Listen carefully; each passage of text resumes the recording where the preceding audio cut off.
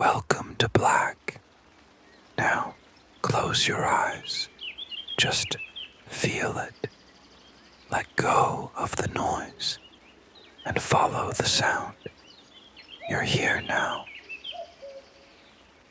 I watched her step into the room, her silhouette caught in the lazy amber glow of a single lamp. There was a stillness to the air, a thick anticipation curling between us, electric and slow. We were strangers, yes, but somehow the universe had tilted, spinning its web to pull us into this private, aching gravity. She didn't speak. She didn't have to. The look in her eyes was an invitation, not polite, not timid, but wickedly curious, daring me to cross the space between us. And so I did, slowly, savoring the way her breath hitched when I came close enough that our heat mingled, but still not touching. Her skin smelled like rain on warm stone, wild and clean.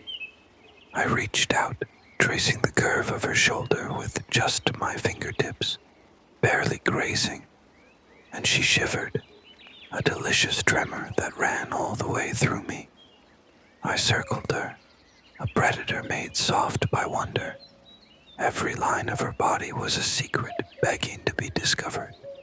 The hollow at the base of her throat, the fragile wings of her collarbone, the tender swell of her hips, hidden beneath the slip of black satin.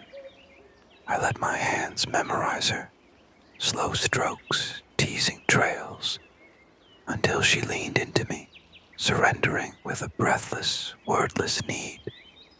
I kissed her shoulder first, tasting the warmth of her skin.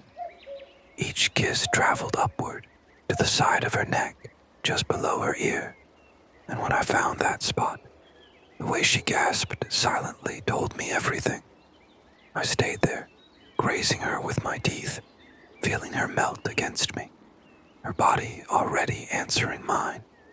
Her hands found my chest, fingers dragging, nails lightly raking down, leaving trails of fire. She was no passive flame. She burned with me, daring me to match her hunger. I peeled the slip from her body, inch by sinful inch, until she stood bare before me, a vision made only for my eyes, my hands, my mouth. I carried her to the bed, letting her fall into the plush softness like a whispered prayer. She reached up, pulling me down with her, and I let myself be pulled, let myself drown in her scent, her skin, her whispered gasps. My mouth traced a worshipper's path, from the pulse at her neck, down between the soft weight of her breasts, circling, teasing, tasting. Every sound she made was music, a symphony of helpless pleasure, and I wanted to compose endless songs on her body.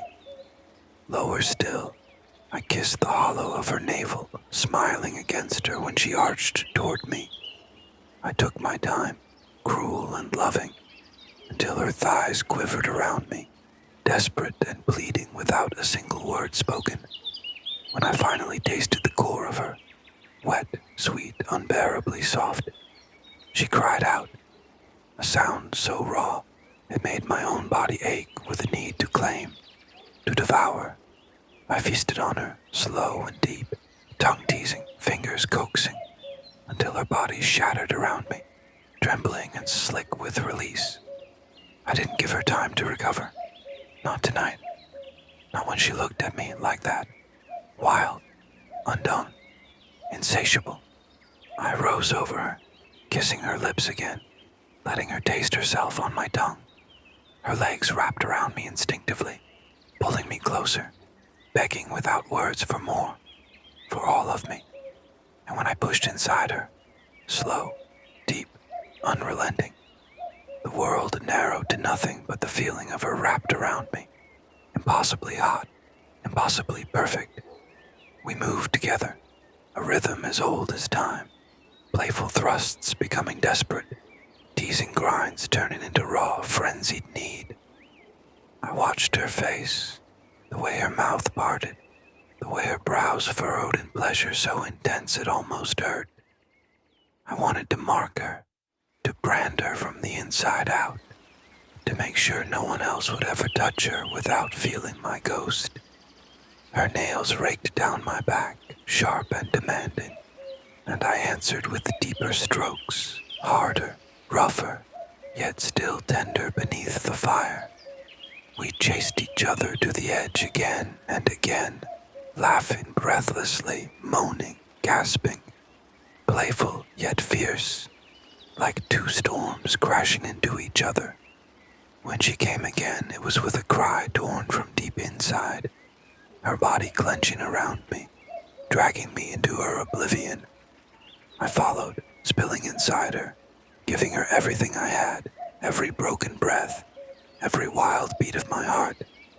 Afterward, we didn't speak. There were no words in the soft, shimmering silence, just the thrum of blood, the lazy caress of fingertips over damp skin, the warm tangle of limbs. Strangers still, yet somehow forever marked by this night, by the way we had devoured and remade each other beneath the whispered blessing of the dark.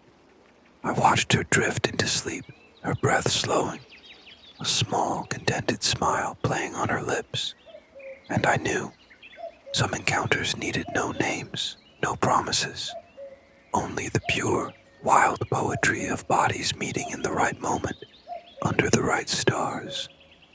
The night cradled us both, silent, sacred, and breathless.